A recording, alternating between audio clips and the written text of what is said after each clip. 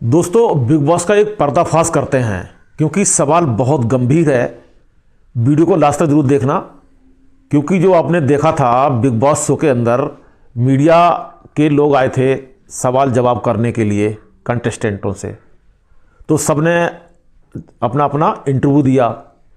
कई सवाल ऐसे पूछे और ख़ासकर दो लोग, एक चाहत पांडे और एक रजत दलाल, उनको छोड़ करके बाकी जितने कंटेस्टेंट थे सबसे क्या क्या सवाल पूछे वो तो आपने शायद देखा होगा या नहीं देखा होगा, तो मैं बताने की कोशिश करूंगा। दोस्तों, सबसे पहले आती हैं वो शिल्पा शिरोडकर।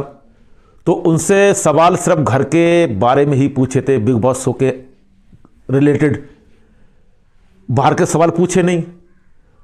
उसके बाद दूसरे कंटेस्टेंट आते हैं चुमदरांग, वो थोड़ा अपना अरुणाचल का थोड़ी बात करते हैं, वहाँ का कल्चर से लेकर इस चीज़ की बातचीत करते हैं दोनों लोग। और बाकी आते हैं सब कुल मिला के दो कंटेस्टेंट छोड़ करके बाकी कंटेस्टेंट से सिर्फ बिग बॉस के रिलेटेड ही बात करते हैं। लेकिन चाहत पांडे और रजत दलाल, इन दोनों से पूरे बाहर के सवाल पूछे जाते हैं। ये सबसे बड़ा सवाल है, आखिर क्यों?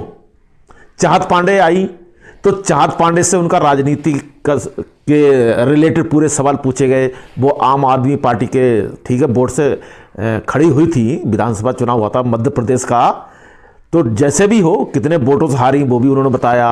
2000 समथिंग वोटों से आपने हारा था, क्यों ऐसा वैसा, तो उस हिसाब से उनसे पूरे चाहत पांडे से वो सवाल किए थे राजनीतिक बारे में। और रजत दलाल का सबसे बड़ा सवाल उनके जो पर्सनल लाइफ, जो इससे पहले उन्होंने जो अपना लाइफ में जो किया, वो सब उस रिलेटेड सवाल पूछे। धाराएं के बारे में पूछे, ये धारा आपके ऊपर लगी हैं, कैसे कैसे हुआ ये, तो पूरा उनसे सवाल ये पूछे। तो ये क्या दर्शाता है? ये सबसे बड़ा सवाल है। तो मेरे हिसाब से मेरा अनुमान है, ऐसा मैं नहीं बोल रहा हूँ, क्योंकि ये सोशल मीडिया पर कुछ ऐसे सवाल भी पूछे जा रहे हैं। क्योंकि रजत दलाल से, ठीक है, वो अपना पर्सनल लाइफ के सवाल नहीं पूछना चाहिए, लेकिन पुलिस के केस से लेकर के क्या क्या धाराएं से लेकर के सब सवाल पूछे। तो इससे ये जाहिर होता है जो उनके फैन फॉलोइंग हैं, किसके, रजत दलाल के, तो उन पर कुछ थोड़ा असर पड़े, जिससे उनको थोड़ा दूसरी नज़रों से देखा जाए। किसके लिए? रजत दलाल को और चाहत पांडे को। तो इसका कारण ये भी हो सकता है कि रजत दलाल अच्छा खेल रहे हैं बिग बॉस शो में, उनकी टॉप रैंकिंग जा रही है, जैसा भी आप सोच सकते हो, कह सकते हो, ठीक है। जो लाइक करता है ठीक है, नहीं लाइक करता है वो भी ठीक है, लेकिन यहाँ पर बात है कायदे कानून की, मुद्दे की बात। जो अच्छा खेल रहा है तो पब्लिक सब चाहेगी, अच्छा देखेगी और लाइक भी करेगी, ऐसा नहीं है, ठीक है। 15-16 कंटेस्टेंट अभी इस समय बिग बॉस शो में हैं, तो सबके अलग अलग फैन फॉलोइंग है। तो अपने तो प्रयोक्ता जो प्रतियोगी हैं उनको तो सपोर्ट करेगी, लेकिन इन दोनों का सवाल जवाब आखिर क्यों, ये सबसे बड़ा सवाल उठ रहा है साथियों। तो इसकी बीच में आपकी क्या राय है साथियों, जरूर कमेंट्स कर बताना। अगर आपने देखा होगा जो इंटरव्यू बिग बॉस शो के अंदर जितने कंटेस्टेंट हैं, तो आपको क्या लगा, कुछ आपने एनालाइज किया इनके ऊपर, जरूर कमेंट्स कर बताना।